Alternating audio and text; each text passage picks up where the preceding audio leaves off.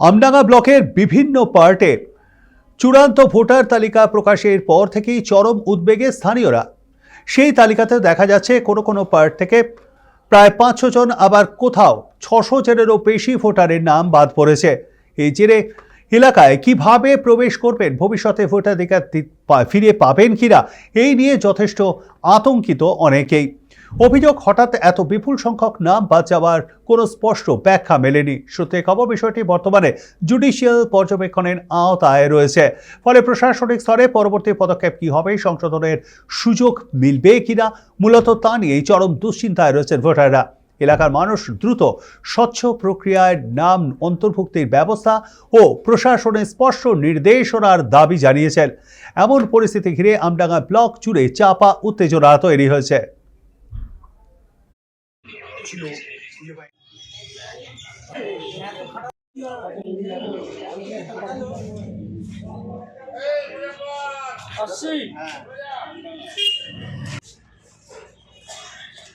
ওতে তো দেখাবে সবাই, ওটা নিয়ে কোনো ফাংশন নাই।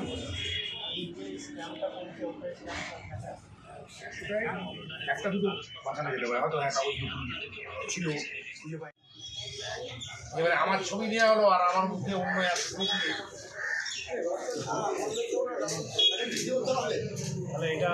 খুব অগণতান্ত্রিক কাজ। বৈধ ভোটারকে বিচারাধীন এনে দিয়েছে। অনেকে চাকরি করে, শিক্ষক, অবসরপ্রাপ্ত তাদের শিক্ষক, তার 2002-তে নাম আছে, তাও বিচারাধীন। খুব মানে নিরাপত্তার অভাব বোধ করছে। আমার জীবিতে 543 এলডি ছিল। সেখানে আমরা ভেবেছিলাম সামান্য ত্রুটি বিচ্যুতিতে এদের হয়তো ওই হিয়ারিং হচ্ছে, হিয়ারিং মারফত এদেরকে বৈধ হিসেবে কমিশন নিযোগ করে দেবে। কিন্তু পরে দেখছি সেগুলোকে আবার আন্ডার অ্যাডজুডিকেশনে ফেলে দিয়েছে। আমার 543-এর ভিতরে 386 জনকে আন্ডার অ্যাডজুডিকেশনে ফেলে দিয়েছে, খুব সামান্য ভুলের কারণে। আমরা তাদের হয়ে আন্ডারটেকিং দিয়েছি। সুতরাং আমি চাইবো যাতে বৈধ ভোটার একটাও বাদ না যায় এবং সন্দেহজনক ভোটারদের মানে কোনো বৈধ ভোটার সন্দেহজনক তালিকায় না রাখে, এটা আমার ইসিআর কাছে অনুরোধ। এদের ভবিষ্যৎটা কি হবে বা এরা ভোটার অধিকারই পাবে কি না, এ সম্পর্কে আমাদের মধ্যে একটা সংশয় আছে।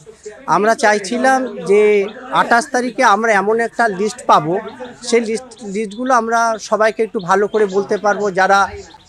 যারা ভোটাধিকার তাদেরকে আমরা ভালো করে কনস্টেপ করতে পারবো যে তোমাদের কোনো রকম অসুবিধা হওয়ার কথা নাই। সারা ভারতবর্ষে মানুষ আতঙ্ক বোধ করছে।